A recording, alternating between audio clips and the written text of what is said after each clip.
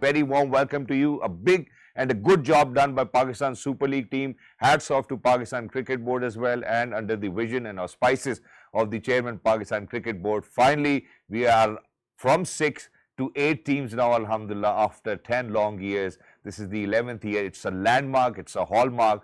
Congratulations to each and every one of you who's actually played an instrumental role. और इसी के साथ ख़वातीन और हज़रात, मैं उस शख्स का तारुफ कराने लगा जो हमेशा कभी भी जो है वो मौका कोई रायगा नहीं जाने देते। आज हमारे साथ स्टूडियो में भी मौजूद हैं, आज उस स्टूडियो में भी ये मौजूद थे और सिफर गिनने की कोशिश कर रहे थे। ख़वातीन और हज़रात, the most sane voice, the goodwill ambassador of Pakistan cricket. Whenever he's in the comms box or he's on the pitch, he always makes sure that he makes absolute sense.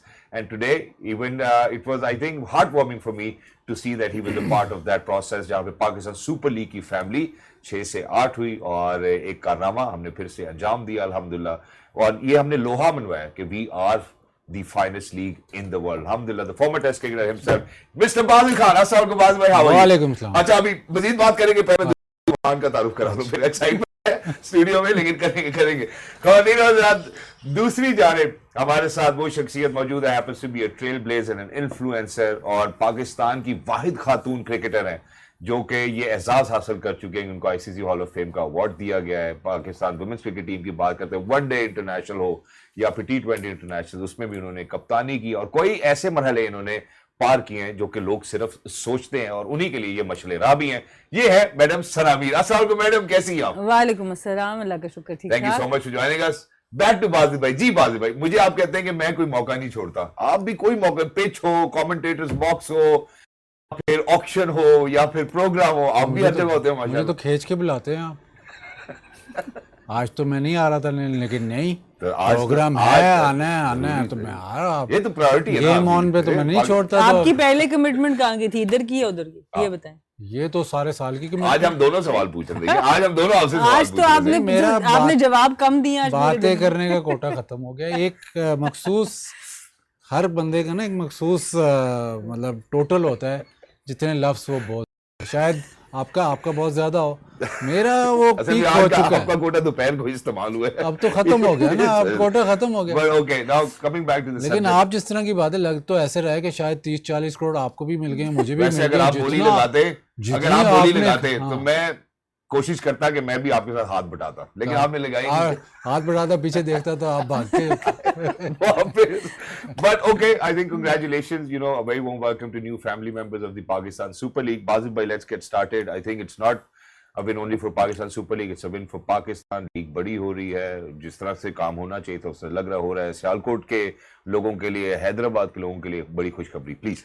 नहीं, जाहिर है यही तो एक्साइटमेंट थी कि 2 नई टीमें आएंगी, लेकिन जो जिस फिगर्स पे जिस पे बिकी हैं वो एक्सपेक्टेशन से, काफ़ी लोगों की एक्सपेक्टेशन से बहुत ज़्यादा पे बिकी हैं और इन्वेस्टमेंट आई है। लेकिन इसमें ये सारा कुछ तो हम देख रहे हैं, 2 नई टीमें ऐड हो रही हैं, ये हम देख रहे हैं कि PSL बढ़ रहा है। लेकिन इसमें सबसे जो खुशाइन बात जो मुझे नज़र आ रही है, वो हैदराबाद वाले के ओनर ने तो बोल दिया कि हम इंफ्रास्ट्रक्चर डेवलप करेंगे। हैदराबाद में ऑलरेडी एक स्टेडियम है, अगर आप इंफ्रास्ट्रक्चर उस पर डेवलप करते हो तो आपका एक वेन्यू और खुल जाता है। अब सियालकोट में टीम आ रही है, सियालकोट में भी स्टेडियम था जहाँ पे इंटरनेशनल क्रिकेट होती थी, उसका काफ़ी अब इतना अच्छा हाल नहीं है, बट अगर उसको भी अब डेवलप किया जाए, ज़ाहिर है अब वहाँ की टीम है, 1-2 साल के बाद उधर भी मैचेस होने चाहिए, लेकिन उसकी डेवलपमेंट से आपका इंटरनेशनल एक वेन्यू खुलता है, वो बहुत खुशाइन बात है। ज़ाहिर है आप फिगर्स तो नंबर्स और ज़ीरोज़ और ये वो तो सब ठीक है, बट इसका जो इम्पैक्ट उन दोनों शहरों पे होगा, उन दोनों शहर के ग्राउंड्स पे होगा और पाकिस्तान क्रिकेट के वेन्यूज़ पे होगा, वो बहुत इम्पोर्टेंट है। वो एक एडिड प्लस है जिसको बहुत गौर से देखना चाहिए कि किस तरह से चले। अभी इस्लामाबाद का भी स्टेडियम अनाउंस हुआ है कि इस्लामाबाद में भी स्टेडियम बनना है, तो शायद अगर जैसे आप कह रहे थे रावलपिंडी की टीम आती तो शायद फिर वो तेज़ी से बनता, अभी भी तेज़ी से ही बनेगा, लेकिन फिर और तेज़ी से बनता कि इस्लामाबाद और पिंडी की राइवलरी आने वाले वक्तों में भी ये भी हो सकता है। अभी आप ये भी याद रखें कि अगले साल एक टीम और ने बिकना है, तो ये जो फिगर्स हैं ये तो बहुत ही मतलब हार्टनिंग है PSL के लिए, HPL PSL के लिए, पाकिस्तान क्रिकेट के लिए कि इन्वेस्टमेंट आ रही है। काफ़ी मतलब लोगों का ख्याल था, काफ़ी स्केप्टिकल थे कि इतनी प्राइस पे नहीं नहीं बिकेगा, बट 9 अगर बिडर्स थे तो ऐसा है, ये है कि पाकिस्तान में फॉर क्रिकेट लोगों के पास पैसा है, लगाने को तैयार हैं, तो बहुत ही मतलब इससे ये आप डिडक्ट कर सकते हैं कि क्रिकेट के लिए पाकिस्तान में, चाहे वो पाकिस्तानी ओरिजिन जो पाकिस्तान से बाहर है या पाकिस्तान के अंदर है, वो तैयार है इसको एक्सपेंड करने के लिए। Exactly, I think beautifully summed up जो आज का पूरा समा था या जो समा बंधा हुआ था, जहाँ पे आपने वेन्यूज़ की बात की। मैं मैडम सना की जानिब बढ़ता हूँ। मैडम सना, जहाँ वेन्यूज़ की बात कर रहे हैं वहाँ मेरा ख्याल है रेवेन्यू फॉर द सिटीज़ के हवाले से भी बात करनी चाहिए। वहाँ options for all of those cricketers who been waiting, जो कि बहुत ही तवील अरसे से शायद इंतजार कर रहे थे और उनको वो मौका नहीं मिल रहा था। तो अब जब 2 टीम्स और ऐड हो जाएंगी पाकिस्तान सुपर लीग में, किस किस्म की कंपेटिटिवनेस आप देखेंगे? First of all, if you would want to congratulate, please take advantage of the obviously opportunity. PCB को भी और पीएसएल के सारे ऑफिशियल्स को और दोनों टीम ओनर्स को जो सियालकोट और हैदराबाद की टीम्स ले रहे हैं। और आई थिंक बड़ी सब ने फैसलाबाद और गिलगित की बहुत सी बात हो रही थी, रावलपिंडी की बात हो रही थी, पर मैं पर्सनली भी बहुत खुश हूँ क्योंकि कराची से मैंने बहुत क्रिकेट खेली और कराची में शुरू के 5-6 साल मैंने कप्तानी भी कराची की टीम की और वहाँ पे रहते हुए मुझे ये अंदाज़ा हुआ कि बहुत से प्लेयर्स हैदराबाद से इवन डे ट्रिप्स करके आते थे मैचेस खेलने और वापस चले जाते थे, और ट्रेनिंग कैंप्स के लिए भी इसी तरह। तो क्योंकि आपको पता है कराची की अपना एरिया कितना बड़ा है, वो कितना बड़ा शहर है, और उसके बाद बाहर से भी कहने को तो वो भी एक तरह की ट्विन सिटीज़ कहा जा सकता है हैदराबाद कराची को, बट फासले बहुत ज़्यादा हैं। तो वहाँ के जो क्रिकेटर्स हैं, हैदराबाद में हमारी लड़कियों की टीम से भी 2 बड़े ज़बरदस्त नाम, साजिदा शाह जो वर्ल्ड रिकॉर्ड होल्डर रही और सुमैया सिद्दीकी एक बड़ी ज़बरदस्त इन स्विंगर रही। तो लड़कियाँ हों या लड़के हों, हैदराबाद में भी बहुत ज़्यादा क्रिकेट का शौक है। तो बड़ी अच्छी बात है कि वहाँ से अब जो लोकल प्लेयर्स होंगे उनको मौका मिलेगा। और इसी तरह सियालकोट का तो T20 में नाम, बाजिद भाई ने तो आज स्टूडियो में भी बात की, हम सुन रहे थे कि सियालकोट तो जो सियालकोट स्टैलियंस थी वो एक ज़माने में बड़े पूरे वर्ल्ड पर छाई हुई थी T20 क्रिकेट के अंदर। तो ये 2 बड़े बेफिटिंग नाम उस तरह से आ चुके हैं, और मैं भी बहुत ज़्यादा इस मामले में कीन हूँ और इंटरेस्टेड हूँ कि किस तरीके से अब इंफ्रास्ट्रक्चर डेवलप होगा, क्योंकि हैदराबाद के ओनर यही कह रहे थे कि सबसे ज़्यादा उनका जो ध्यान होगा वो इंफ्रास्ट्रक्चर डेवलप करने पे होगा, और उनको उसमें एक्सपीरियंस भी हासिल है अमेरिका में। तो आई थिंक ये एक बहुत बड़ा पॉजिटिव साइन है, क्योंकि हम हर वक्त बात करते रहते हैं जो ऑलरेडी आपकी स्टैब्लिश्ड PSL टीम्स हैं उसमें से 1-2 के अलावा ग्रास रूट के ऊपर अभी भी वो काम हम चाहेंगे कि और नज़र आए। तो ये बड़ी अच्छी बात है कि फ्रॉम द गेट गो आपके पास टीम ओनर ऐसे हैं जो कह रहे हैं कि हम जी उसके ऊपर काम करेंगे। तो बड़ी पॉजिटिव डेवलपमेंट है। That's exactly what is essential as well. दूसरी जानिब, जैसे ही जब ऑक्शन का इख्तिताम होता है तो सबसे पहले मैं जरूर कमेंट करना चाहूंगा how Wasim Akram did a very good job of an auctioneer. पहली ऐसी ऑक्शन थी which was very entertaining as well at the same time. अब हम चलते जरा उसके बाद पोस्ट ऑक्शन एक प्रेसर था जिसमें पाकिस्तान क्रिकेट बोर्ड के चेयरमैन मिस्टर मोहसिन नकवी साहब जो हैं वो भी कुछ बातें कर रहे थे, बड़ी खुशाइन बातें हैं। जो US चार्ज दी अफेयर्स वहां पे मौजूद थी, उन्होंने भी कुछ बात ये रहा है, जीरोस का मसला रहा है आज पूरी ऑक्शन के अंदर, क्योंकि अभी चेयरमैन साहब ने भी 36 अरब रुपए की बात करी, 3.6 अरब आएंगे इस ऑक्शन से। देखें, जिंदगी तो ऐसी होती है कि 5 मिनट का वो स्ट्रेटेजिक टाइम आउट है, उसमें 2-3 करोड़ आपके बढ़ जाएं। मैं तो ये चाहता हूँ शहजाद, आप जैसी ज़िंदगी के ऐसे 1 घंटे में ना बात 1 करोड़ से ऐसे 10 करोड़ पर चली जाए। आप मुझे कभी फोन तो करते, मैं ना भी करते हुए कभी करोड़ पे का हाथ तो आपको पकड़ा ही देता। ये मैं कोशिश कर सकता था। अभी स्टूडियो शुरू होने से पहले भी बाजिद भाई से यही गिला शिकवा हो रहा था। हमारे पुराने कुलीग हैं, वो आगे यही कह रहे थे कि भाई आपको टीम लेनी चाहिए थी। ये तो ज्यादती की है बाजिद भाई ने, कर्जे। No, but I think it's good. अब जरा ना इसके छोटे से एक जरा ब्रेक डाउन के ऊपर आते हैं, whether what the board will be getting out of it or Pakistan Super League will be getting out of it and how it really needs to be utilized for the betterment of the cricket और Pakistan Super League itself. अगर हम इसके break down को करते हैं, आज तो हमने ये 3.6 अरब रुपए देख लिए, which if I'm not wrong I think it's going to be the operating cost per year।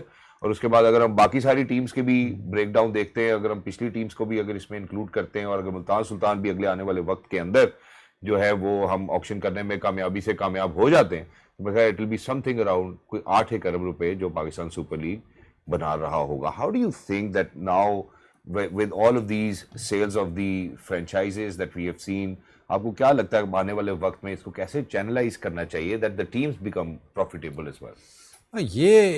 ये मुश्किल काम है। मतलब आपने मेरे ख्याल कोई 85 सुनने में तो यही आया 85 करोड़ आपने उनको गारंटी किया है। अब वो कैसे आप बनाओगे वो देखना पड़ेगा। टीवी राइट्स इतने ज़्यादा आजकल के दौर में इतने ज़्यादा पे नहीं है। जो पुरानी टीमें हैं लोग कहेंगे यार क्वेटा, इस्लामाबाद ये तो बहुत अच्छे रह गए, पेशावर, लेकिन आप ये भी देखें कि इन्होंने उस टाइम टीमें ली थी जब कोई बिडर थे ही नहीं। और जब 5 टीमें शुरू में जब हुई थी तो मेरे ख्याल 5 या 5.5 बिडर थे। आज वो आतिफ राना साहब यही कह के गए हैं, तो वो उनकी बहुत बड़ी कंट्रीब्यूशन है। हम नंबर्स तो आप देख रहे हैं कि यार नहीं यार कोटा तो बड़ा अच्छा रह गया, इस्लामाबाद बड़ा अच्छा रह गया, लाहौर कराची भी यार ये तो बहुत कम है to compare to what it is now. लेकिन 10 साल भी गुजर गए और उस ज़माने में जब आपको याद होगा कि कोई रेट ही नहीं कर रहा था कि यार PSL चलेगी कि नहीं, हाथ पकड़ कर इनको लेके आए थे कि नहीं यार ले लो टीमें। तो वो उन्होंने उस वक्त पाकिस्तान के लिए PSL के लिए बड़ा मतलब उनकी सर्विसेज हैं। आप मानो या ना मानो, आपको ओनर्स पसंद हो या ना पसंद हो, टीम पसंद हो या ना पसंद हो, जो इनिशियल आपके जो 5-6 जो ओनर्स थे इन्होंने बहुत बड़ा स्टेप लिया था। क्योंकि तब तो यही हवा थी कि नहीं यार टीमें बिक ही नहीं सकती, इतना पैसा कहाँ से आएगा, ये वो सारा कुछ, वो सारी मिथ ख़त्म की और 10 साल उन्होंने चलाया। अब मसला ये है कि अब ये लीग एक्सपैंड कर रही है। अब लीग एक्सपैंड कर गई 8 टीमें प्लस पैसा अब ज़्यादा इन्वॉल्व है। जो नए ओनर्स है वो भी एक्सपेक्ट करेंगे तो चलो यार कुछ वापस भी आए। ऐसे तो नहीं, ये सारे बिजनेस वाले होते हैं, ये ऐसे नहीं पैसा मतलब लगा देंगे। तो उसमें भी आपको देखना पड़ेगा। उस दिन हम डिस्कस कर रहे थे कि बड़ी अच्छी बात है कि हमारी लीग जो है वो बहुत ही मतलब कॉम्पैक्ट सी लीग है, ज़्यादा ड्रैग नहीं करती। लेकिन उसमें एक उसका एक नेगेटिव पहलू भी है। अगर आप बाकी जैसे बिग बैश है उसमें वेन्यूज़ बहुत ज़्यादा होते हैं, ख़र्चा ज़्यादा है लेकिन वेन्यूज़ बहुत ज़्यादा होते हैं। तो हर वेन्यू में होम टीम भी खेलती है तो उससे गेट मनी भी आता है प्लस इंटरेस्ट भी लोगों का रहता है। तो अगर आप ज़ाहिर है वेन्यूज़ अगर आप बढ़ाओगे टीमों के, फिर उनको होम गेम्स दोगे तो उससे शायद बेहतरी आए। जो टीवी राइट्स का मसला है, हमने तो ICC इवेंट्स में भी अब टीवी राइट्स में कमी आ गई है। तो टीवी राइट्स से आप जब तक समथिंग डिफरेंट नहीं करोगे, कुछ और अट्रैक्शन नहीं दोगे, इस वक्त तो आप यही अट्रैक्शन दे सकते हो ना कि हर टीम को उनके होम क्राउड के सामने खिलाओ। जब क्राउड फुल होता है तो उस मैच का और मज़ा होता है। जब क्राउड ना हो, जब आधा क्राउड हो, तो वो उस तरह से उसका इफेक्ट नहीं आता। तो ये नेक्स्ट स्टेप जो आपका ये है कि अब हैदराबाद में डेवलप हुए ग्राउंड, वहाँ पे उनको मिले ग्राउंड, फिर सियालकोट वाले वहाँ पे भी ग्राउंड हो, तो वो आप नेक्स्ट अगले एम यही होना चाहिए कि अगले PSL में सारी टीमों के पास कोशिश यही हो कि उनके पास उनका होम ग्राउंड हो। तो वो मुझे लगता है कि वो नेक्स्ट स्टेप है। और थोड़ा सा इवॉल्व आपको अभी जो आपके ड्राफ्ट आ रहा है उसमें आपको इवॉल्व ऐसे करना पड़ेगा कि ज़ाहिर है सारी टीमें आप 3 आपने रिटेंशंस कर दी हैं, तो आप फिर उनको थोड़ा सा फैसिलिटेट ऐसे करो कि आप क्या नाम है जो कौन सा होता है इमर्जिंग प्लेयर जी, वो कैटेगरी अब आपको सोचना पड़ेगा कि वो कैटेगरी आप हटा दो, क्योंकि उससे आप और रिस्ट्रिक्ट कर रहे हो। अभी पूल ऑफ प्लेयर्स आपने बढ़ाना है, एज इन अब 8 टीमों में स्ट्रेच होंगे वही जो आपके टॉप के प्लेयर्स। बाद में आप इजाजत दें, हमें सिर्फ एक छोटे से वक्फे की तरफ जाना है, फिर यहीं से कनेक्ट करते हैं प्लीज। हम आपको भी वक्फा देना चाहते हैं। उसके बाद ये फ्लो पूल ऑफ प्लेयर्स है, जिशांदा भी मंगा लें, उसके बाद फ्लो खत्म हो जाएगी। पूल ऑफ प्लेयर्स से जोड़ेंगे इसको अगले इजाजत हटा दें। आप सिर्फ अगर आप इमर्जिंग पे कंसंट्रेट करें तो आपको दो इमर्जिंग तो लेने ही होते हैं अपने स्क्वाड में। तो उस वजह से आप फिर मेरे हिसाब से आप फिर अपनी टीम जो है वो उस तरह नहीं डेवलप कर, मतलब वो उतनी पावरफुल नहीं बना सकेंगे, क्योंकि रिस्ट्रिक्शंस भी हैं, टीमें भी ज़्यादा हैं, वो भी रिस्ट्रिक्शन है। तो आप क्या करोगे? मेरे ख्याल अब टाइम आ गया है, वो इमर्जिंग वाला जो है वो काफ़ी साल चल गया, मेरे ख्याल अब उसको रिलीज़ कर दें ताकि और ज़्यादा कम्पेटिटिव हो। एग्जैक्टली। और जहाँ आपने कंपेटिटिवनेस की बात की, मैडम सरा, अगर आप 10 साल पीछे पाकिस्तान सुपर लीग देखते हैं या आखिरी 2 सीजन्स की हम बात कर लेते हैं, सैंपल साइज ही अगर हमने लेना है, और अब हम बात करते हैं, हम 11वें सीजन की तरफ जा रहे हैं। सबसे पहले जरा यस और नो में ये बता दें, कंपेटिटिवनेस आपने पिछले 2 सीजन में बढ़ती हुई देखी, और इन 2 मजीद टीमों के इंक्लूजन के बाद आपको लगता है कि कंपेटिटिवनेस और बेहतर हो जाएगी, और फिर जो बाजिद भाई की रिकमेंडेशन है कि यार अब इस कानून को खत्म कर दें ताकि चीजें वाकई बेहतरी की तरफ बढ़े। फिर देखिए, नाम तो बड़े आए हैं, इसमें कोई शक नहीं। अगर आप पिछले 1-2 सालों में भी बात करें तो पहले से ज़्यादा बड़े नाम आने शुरू हो गए हैं पीएसएल के अंदर। और एक टाइम था कि ये बात की जा रही थी कि शायद आईपीएल और पीएसएल एक टाइम पे होगा तो नुकसान होगा या फ़ायदा होगा। नज़र यही आता है कि पीएसएल का भी ब्रांड ऊपर से ऊपर ही गया है। अब ट्रिकी मामला ज़रूर होगा, जो मेरे ख्याल से रिटेंशंस की बात की जा रही है। बाजिद भाई सही कह रहे हैं कि आपकी कोर टीम 5 से 6 खिलाड़ियों पे होती है, रहनी वो चाहिए, पर अगर 3 पे लेके जा रहे हैं तो उसका एक बहुत बड़ा रीज़न यही हो सकता है कि आपकी कंपेटिटिवनेस बरकरार है। अगर आप इन 2 टीम्स को अब कहें कि ये कोर टीम बनाएं बिल्कुल नए लोगों से, तो वो थोड़ा सा मुश्किल हो सकता है। हाँ, अगर बाकी टीम्स की भी कोर थोड़ी सी स्प्रेड आउट हो तो शायद अब कंपेटिटिवनेस का आप बैलेंस आउट बहुत बेहतर कर सकेंगे। तो आई थिंक वो शायद स्ट्रैटेजी पीसीबी अपना रहा है। और जहाँ तक इमर्जिंग की बात है, आई थिंक वही बात है कि आप 8 टीमों के साथ शायद आप 1-2 साल और इसको खींच सकते हैं, बट बाजिद भाई की बात, इवेंचुअली आपको इस चीज़ में से निकलना पड़ेगा, बिकॉज बहुत से प्लेयर्स फिर मार भी खा जाते हैं। कुछ प्लेयर्स को बहुत मौका भी मिल जाता है, बट बहुत से प्लेयर्स की जगह भी मारी जाती है जो कि पाकिस्तान खेल जाते हैं और अब वो इमर्जिंग का हिस्सा नहीं है। और क्योंकि एक इमर्जिंग ने खेलना है तो वो प्लेयर जो है वो बेचारा बाहर ही बैठा रहता है, और फिर वो प्लेयर जो ऑलरेडी एस्टैब्लिश्ड है उन्हीं को ज़्यादा मौका और प्लेयर्स के लिए ये कितना ट्रिकी होगा? अब with 2 more new teams coming in, फिर आप जाएंगे, जब आप बैठेंगे तो certainly everybody I think players के लिए तो बहुत एक्साइटिंग होगा, कैप्टन्स के लिए बहुत ट्रिकी होगा, बिकॉज एज अ कैप्टन अगर आप इस थिंक टैंक का हिस्सा है कि आपने किस प्लेयर को रिटेन करना है, और जो कैप्टन्स रिटेन हो रहे हैं, हो सकता है कैप्टन भी रिटेन ना हो किसी जगह पर जो कैप्टन्स रिटेन होंगे उनके लिए बड़ा मुश्किल होगा कि उनकी कोर टीम में से फिर सिर्फ 2 लोग और रह जाएंगे जिनको उन्होंने रिटेन करना है। तो इस वक्त तो मैं किसी टीम का कैप्टन नहीं बनना चाहूँगी पीएसएल का, because it's a very very tough. आपके सारे जो साथ खेलने वाले हैं वो बड़े इंपॉर्टेंट रहे, और डिफरेंट सीजन में उन्होंने बहुत जबरदस्त जगह पे टीम को जितवाया होगा। अगर एबटाबाद की टीम होती तो आप ना खेलती एज कैप्टन? सवाल है। एबटाबाद के स्टेडियम की बात तो की है चेयरमैन ने, तो मैं खुश हूँ एटलीस्ट नाम तो आया है। नहीं, मैं कह रहा हूँ अगर फ्रेंचाइज होती है एबटाबाद की और आप कहते हैं आप कप्तान बने तो आप ना खेलते? क्यों ना खेलते, बिल्कुल बिल्कुल। तो अब सियालकोट के आप अंदाजा लगा लें, मैं इशारा कर रहा हूँ आपको, हाँ जी, सियालकोट के अंदाजा लगा लें कि ऐसे प्लेयर को भी फायदा होगा जो कि अब लाइमलाइट से हट गया है, लेकिन सियालकोट से नाम उसका बहुत ज्यादा है। और उन्होंने तकरीबन सारी फ्रेंचाइजीज में खेलना है, तो बनता तो है कि सियालकोट भी खेले। इसी तरह हैदराबाद में भी आपको ये भी देख सकते हैं कि हैदराबाद का आइकॉन इस वक्त कौन है। इस वक्त तो आपको एक ही नाम, लेकिन वो ज्यादा पीएसएल खेलता नहीं है, वो नुमान अली है। तो वो आपको देखना पड़ेगा कि किस तरह ये डायरेक्शन लेते हैं जो ओनर्स हैं। मेरे ख्याल वो कोशिश जिस तरह थोड़ी, मैंने तो काफ़ी उनसे बातें की कि शायद मुझे भी 1-2-4% दे दें, लेकिन को बात नहीं माने वो।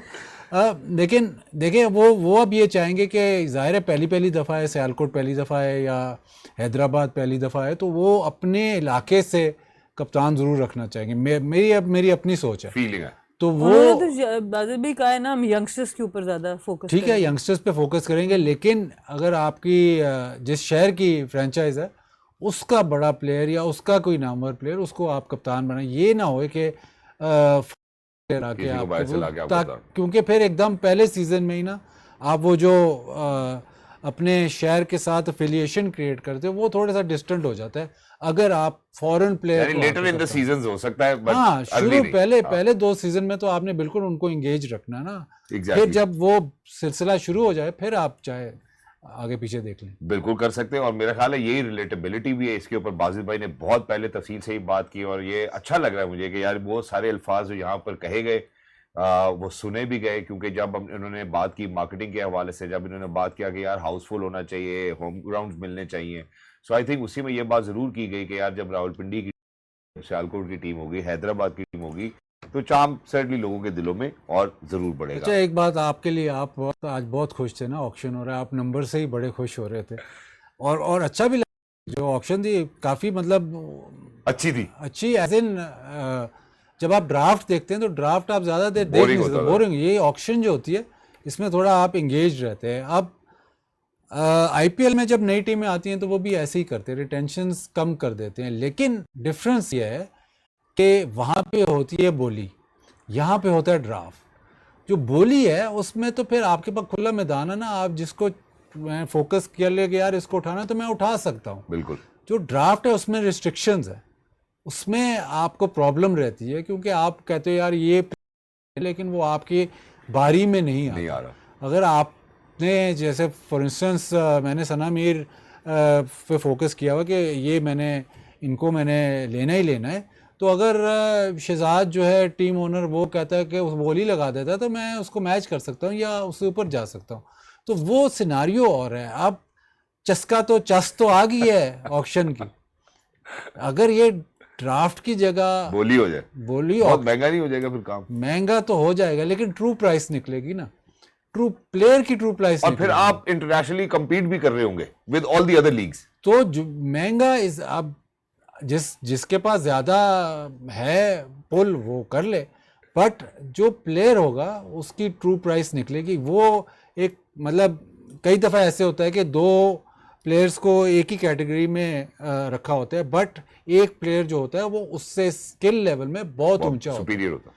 तो जब आप बोली पे जाते हो तो फिर वो सारी चीजें मैटर करती हैं। एग्जैक्टली। अब चूंकि आपकी अप क्लोज भी बात हुई है जो अभी नए हमारे टीम मालकान है, तो मैं चाहूंगा कि आप जरूर उनका विजन भी ट्रांसलेट कर दें हल्का सा, कि वो क्या चाह रहे हैं आने वाले वक्त में क्या होगा पाकिस्तान सुपर लीग आपके में। सामने ही मैंने नहीं, हम चाहते हैं आप रिपीट हाँ, करें। आप हमें बताइए जरा। मुझे याद ही नहीं है। नहीं याद आपको, आप तो भूलते ही कुछ नहीं है। अच्छा। मैं प्रोग्राम में आपको कह दूं कि आपने पिछले प्रोग्राम में ये कहा था, तो आप कहते हैं नहीं मैंने ये नहीं कहा था, रील निकाल लो फौरन। वो तो गलत बयान ही करता तो कुछ आपको क्या लगा, उनका क्या माइंडसेट है?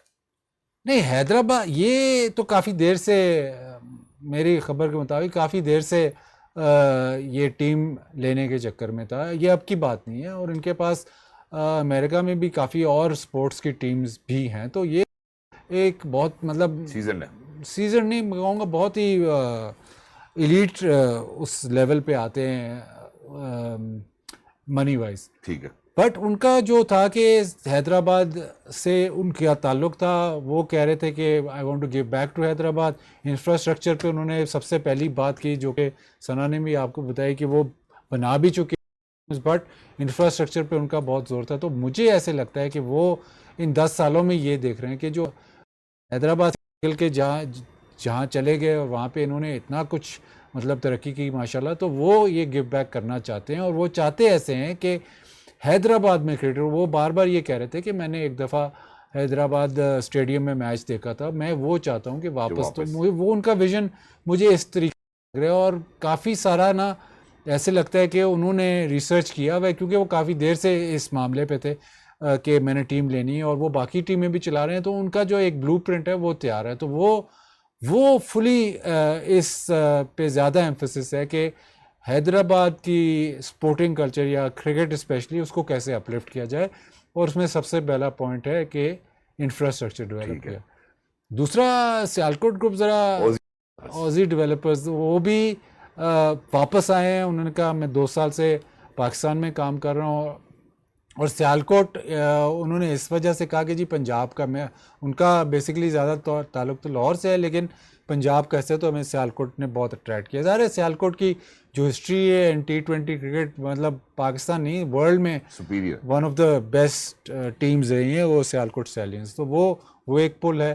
प्लस सियालकोट का अपना जो इंफ्रास्ट्रक्चर है वो डेवलप क्रिकेट वाइज वो डेवलप बड़ी आसानी से हो सकता है, क्योंकि सियालकोट में तो बेइंतहा क्रिकेट की फॉलोइंग है। प्लस जो वहाँ पे स्पोर्टिंग गुड्स बनते हैं उनकी अपनी अपनी टीमें हैं, तो उनको अगर ये साथ अपने मिलाएंगे या खुद भी, तो वहाँ पे बड़ी आसानी से जो स्टेडियम अपलिफ्ट हो सकता है, बल्कि इनके 2-4 और जो ग्राउंड बंद हो गए हैं वो भी अपलिफ्ट हो सकते हैं।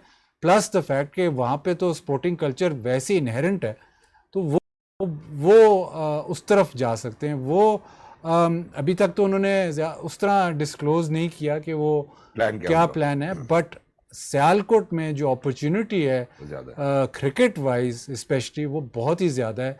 क्रिकेट हर जो क्रिकेटर है जो अच्छा टॉप का क्रिकेटर है वो सियालकोट ज़रूर जाता है, मैच ना खेलने जाए लेकिन बल्ले लेने जाता है या अपनी इक्विपमेंट लेने जाता है, तो वो एक एफिलिएशन बहुत ज़्यादा है क्रिकेट के साथ। Exactly, and opting to field first, putting Sri Lanka to bat first, it was our bowlers who actually did a phenomenal job where Sri Lanka batting first was able to score 128 into 19.2 overs. Our bowlers once again, Salman Mirza and Abrar are picking up a few scalps as well. On the other hand, Pakistan Saibzada Farhan with another 50, Sai with 24 of 18, and Pakistan winning by 6 wickets. All-round performance by Shadab, and that's one thing that we've seen. ऐसा लगा कि शादाब वापस settle होते नजर आ रहे हैं. Madam Sana, the performance that Pakistan is given in the first T20 international, लगता है ऐसे ही है कि हम अब जो फियरलेस क्रिकेट खेलना चाह रहे थे वो नजर आई, even though that the total wasn't a big one. बिल्कुल. आई थिंक बॉलिंग से स्टार्ट करते हैं. बॉलिंग बड़ी अच्छी नज़र आई. अगैन सलमान मिर्ज़ा की बात करें तो स्किल उनकी बड़ी अच्छी नज़र आती है कि नए बॉल के साथ आपको श्रीलंका में ख़ास तौर पे वेरिएशन बड़ी ज़रूरी होगी, और बहुत अच्छी वेरिएशन वो करते हैं नए बॉल के साथ. स्लोअर वंस उनके बहुत अच्छे हैं, सही जगह पे अच्छे होते हैं. शादाब की परफॉर्मेंस बड़ी खुशाइन नज़र आई, पर मसला अब यही नज़र आ रहा है कि अगर बाबर आते हैं तो सलमान अली आगा खेलेंगे कहाँ, क्योंकि उन्होंने अपने आप को प्रमोट तो किया 1 डाउन, पर अब इस टीम में बैटिंग ऑर्डर किस तरह बनेगा, किस तरह से एडजस्टमेंट्स होंगी, क्या हम स्पेशलिस्ट स्पिनर बिठाएंगे या फिर हम बाबर को वापस लेके आएंगे और कोई और एडजस्टमेंट करेंगे, वो एक सवाल जरूर बनता है. स्पेशलिस्ट स्पिनर वाला सवाल तो जो है वो बाजिद भाई ही बताएंगे, क्योंकि उन्होंने ही हमेशा स्पेशलिस्ट स्पिनर के हवाले से बात की है कि आया 2 खेल सकते हैं, ये नहीं खेल सकते, इसके ऊपर डायलॉग हमेशा रहा है. सो मैडम सना का बड़ा पर्टिनेंट सवाल है, why don't you put your head to that. कितनी बार ये सवाल का जवाब दूं कि नहीं खेलेंगे, किसको बिठाएंगे हम? नहीं खेलेंगे 2 स्पिनर पर, 2 नहीं, एक भी नहीं बनेगा ना शादाब के आने से. नहीं, अगर बाबर आएंगे तो किसकी जगह आएंगे? फहीम अशरफ.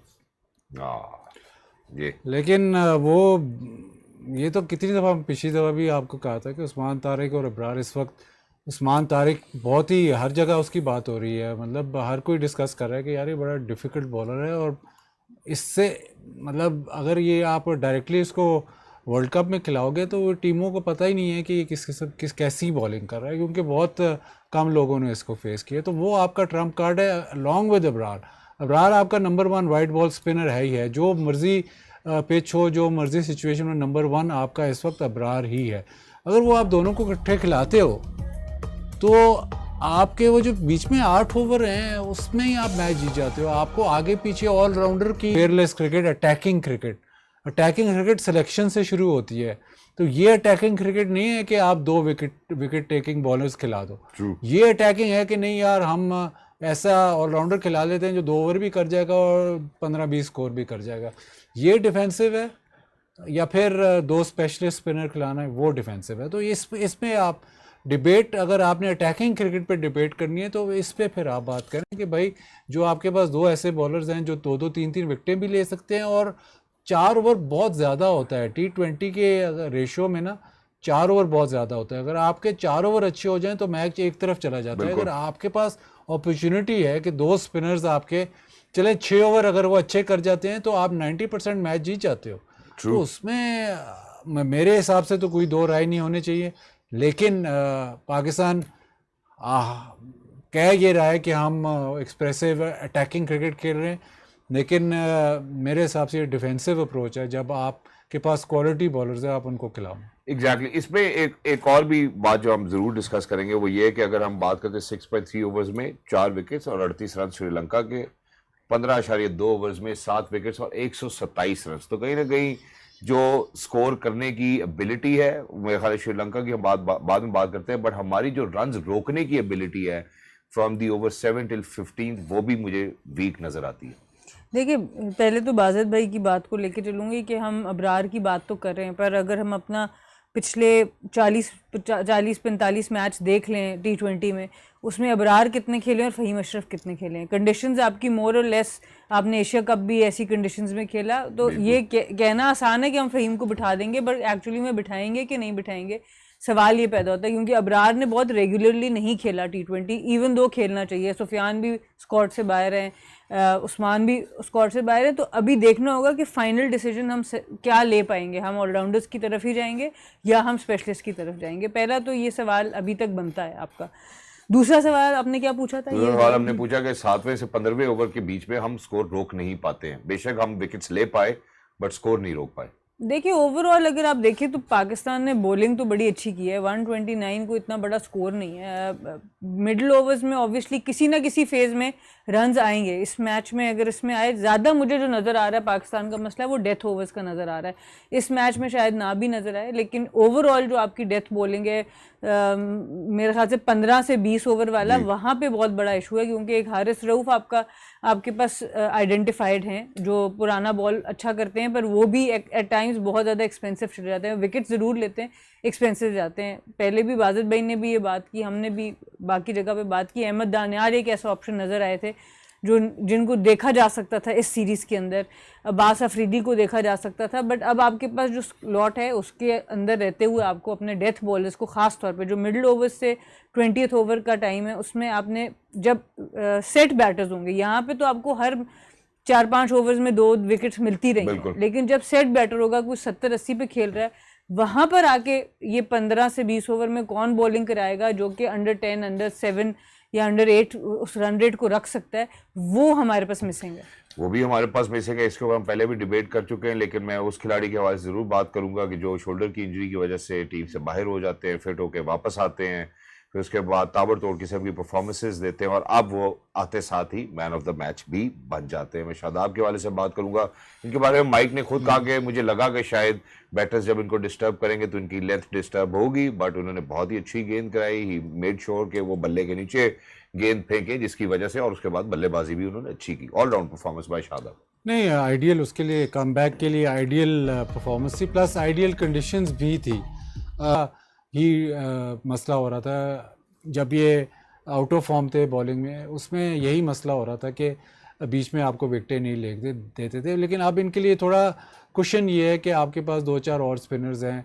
नवाज़ ने हालांकि कोई आउट नहीं किया, लेकिन वो बड़ी अच्छी फॉर्म में। अबरार है जो कि विकेट ले सकता है, तो वो इतना ज़्यादा इन पे बॉलिंग का प्रेशर नहीं होगा। अब किस नंबर पे इनको खिलाना है वो सोचा जाएगा कि 6 नंबर पे चले 129 में तो ठीक है, अगर कंसिस्टेंटली इनको 6 नंबर पे खिलाएंगे और जब कंसिस्टेंटली आप इनको 6 नंबर पे खिलाएंगे तो ऐसे नहीं होगा कि हर मैच में रन्स करें। तो दूसरा जो एलिमेंट है इनका लेग स्पिन बॉलिंग, वो बहुत ही इंपॉर्टेंट बनता है इनके लिए, क्योंकि जब ये बॉलिंग इनकी थोड़ी सी बेहतर रहती है तो सब नज़रें इनकी तरफ चली जाती है कि नहीं यार ये तो बहुत ही इंपॉर्टेंट है हमारी टीम के लिए। लेकिन जब इनसे बॉलिंग नहीं हो रही हो तो चाहे बैटिंग ठीक कर रहे हो तो नज़र फिर जाती है कि नहीं यार वीक लिंक है, क्योंकि बॉलिंग नहीं सही हुई। तो मेन कंसर्न इनका बॉलिंग है। इस मैच में तो बहुत अच्छी बॉलिंग की, गुगली भी हो रहा था, बॉल टर्न भी हो रहा था। तो जब आप ऐसी परफॉर्मेंस दोगे तो पाकिस्तान के लिए अच्छा है। हेडेक ये अब बन जाएगा कि आपने टीम फॉर्मेशन में उनको कैसे खिलाना है। आया कि आप ये शिफ्ट कर सकते हो कि ये आपका बैटिंग ऑलराउंडर है instead of a bowling allrounder. ये तो हमने जब इंडिया में वर्ल्ड कप हो रहा तब ये बात हो रही थी कि यार इसको बैटिंग ऑलराउंडर खिलाना चाहिए, कि अब बॉलिंग उस तरह नहीं हो रही। तो शायद अभी भी मेरा तो व्यू पॉइंट यही है कि आप इसको बैटिंग ऑलराउंडर कंसिडर करो। बैटिंग ऑलराउंडर कंसिडर करते हो। बॉलिंग भी इस मैच में अच्छी की, कल के मैच में भी सर्टली हमें जरूर पता चल जाएगा। लेकिन एक चीज़ जो पाकिस्तान टीम में अभी सेट नज़र आ रही है वो हमारा ओपनिंग पेयर नज़र आ रहा है। Madam Sana, Sahibzada, Farhan and Saim looks like they've got the hick of it as well, and they're making sure that they're going to throw the ball out of the park every time that they're going to get a chance. अच्छी चीज़ ये नज़र आ रही है। साहबजादा की तो performance की I think जितनी बात करें कम है। बहुत ही आउटस्टैंडिंग उनकी परफॉर्मेंस रही है। जिस